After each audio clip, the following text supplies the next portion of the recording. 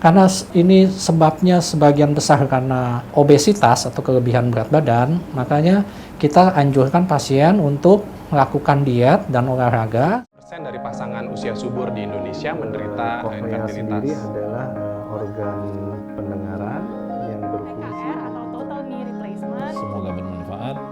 Salam sehat.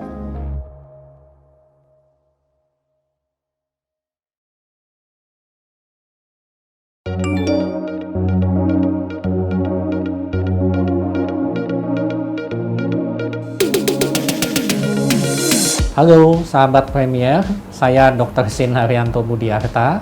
Saya dokter spesialis penyakit dalam. Saya berpraktek di Rumah Sakit Premier Jatinegara. Pada kesempatan saat ini, kita akan membicarakan tentang perlemakan hati.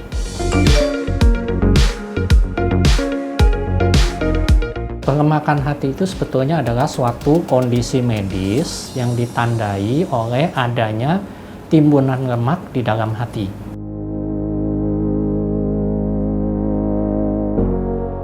Perlemakan hati ini dapat kita bagi menjadi dua. Yang pertama itu adalah perlemakan hati yang disebabkan oleh karena alkohol.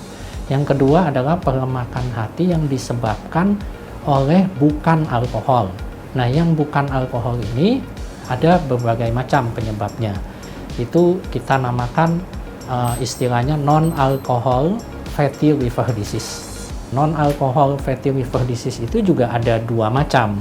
Yang pertama itu kita katakan fatty liver disease, non-alcohol fatty liver disease. Jadi itu artinya di sini hanya ada perlemakan hati, tapi tanpa adanya tanda-tanda peradangan di dalam sel-sel hati kita. Yang kedua itu kita katakan non-alkohol steatohepatitis. Jadi di sini selain ada timbunan lemak, juga ada tanda-tanda peradangan di dalam hati kita.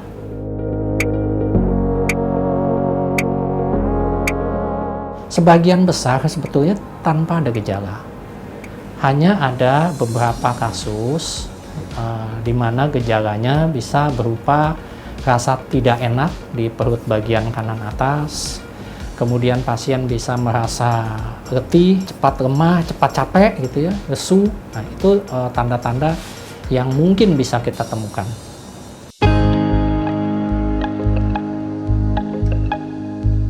Sebetulnya memang lebih banyak pada dewasa ya, tapi belakangan ini juga nggak tertutup kemungkinan ya anak-anak juga bisa mengalami perlemakan hati ini.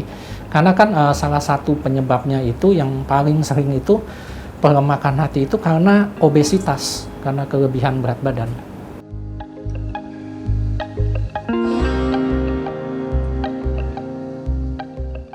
Jadi seperti pada umumnya penyakit-penyakit lain, untuk mendiagnosis ini kita perlu wawancara dengan pasien, kita tanyakan apa keluhannya, kemudian kita lakukan pemeriksaan fisik ya. Kita lihat berat badannya terutama di situ. Kita lihat adakah tanda-tanda kelainan hati yang sudah lama. Kemudian yang penting memang kita lakukan pemeriksaan laboratorium, kita lihat khususnya pemeriksaan fungsi hatinya.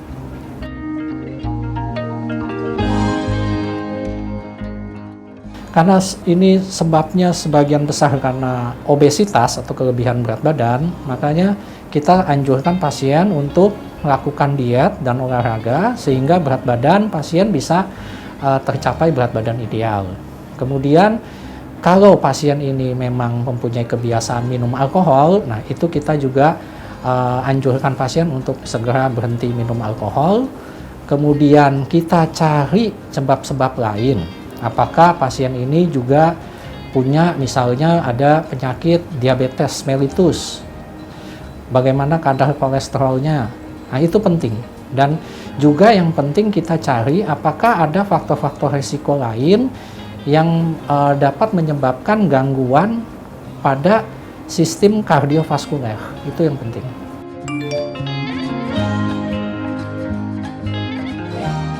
Demikian yang bisa saya sampaikan. Semoga bermanfaat. Salam sehat.